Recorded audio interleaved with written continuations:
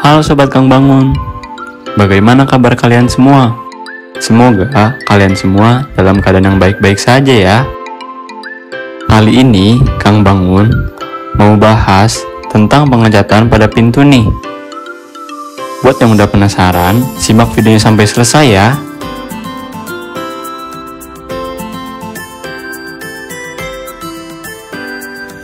Pintu adalah sebuah bukaan yang terdapat pada dinding maupun bidang yang menjadi tempat masuk keluar seseorang. Pintu juga merupakan bagian yang menghubungkan antara satu ruangan dengan ruangan yang lainnya. Peran pintu memang tidak terpisahkan, karena tidak mungkin ada rumah tanpa memiliki pintu. Lalu, Sobat Kang Bangun tahu nggak sih fungsi pintu itu apa saja? Nah, yang pertama itu sebagai pengaman. Yang kedua, menjaga privasi. Untuk yang ketiga, menghubungkan ruangan. Yang keempat, akses masuk utama.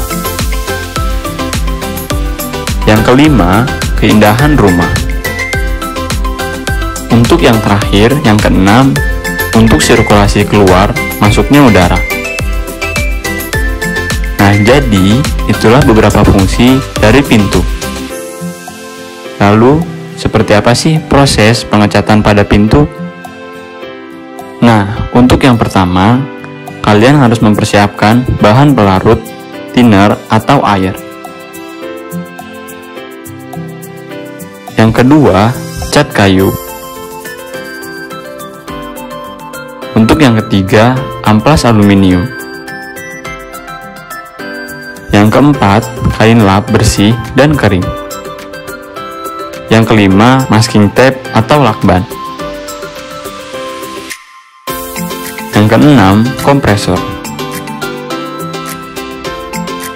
Jika alat bahan sudah lengkap, langkah berikutnya adalah finishing pengecatan pada pintu. Untuk tahapan finishing pada pintu kayu ini harus melalui beberapa tahapan terlebih dahulu ya sobat, sebelum benar-benar pintu dipasang di setiap ruangan rumah Anda. Finishing ini akan menutup seluruh permukaan kayu dengan warna dan menghilangkan serat kayu. Secara umum, finishing ini juga dibagi menjadi dua kategori, tergantung bahan yang digunakan.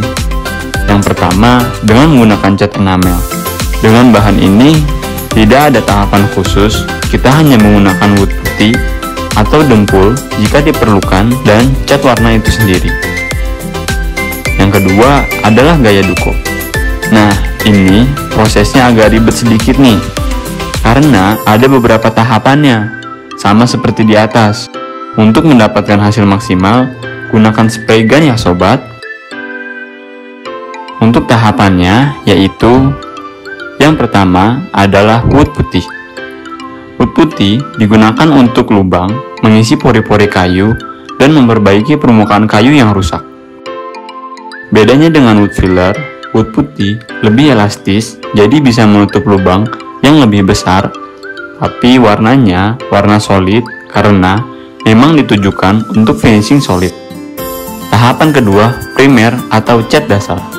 Tahapan berikutnya adalah aplikasi primer atau cat dasar yang bertujuan untuk mendapatkan hasil finishing yang lebih flat atau datar. Nah, sobat tahu nggak kalau primer ini sangat mudah diamplas. Jadi, untuk memudahkan kita untuk mendapatkan hasil permukaan yang halus dan datar. Warna cat dasar juga tidak terlalu banyak. Umumnya hanya ada warna putih, krem, abu-abu, dan hitam. Tahapan yang ketiga, cat. Tahapan ini sederhana, hanya mengaplikasikan warna sesuai selera.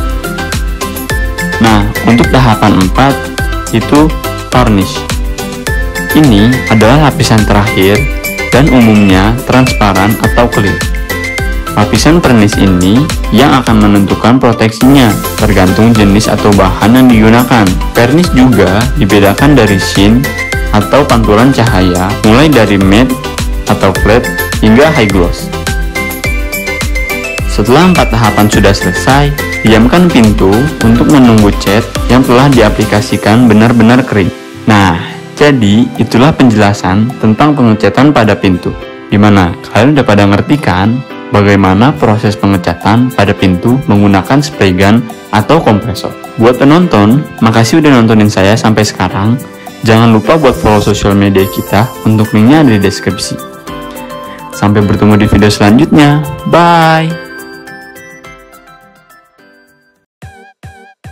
Buat kalian, jangan lupa buat like, comment, and subscribe. Dan jangan lupa buat nyalain loncengnya ya.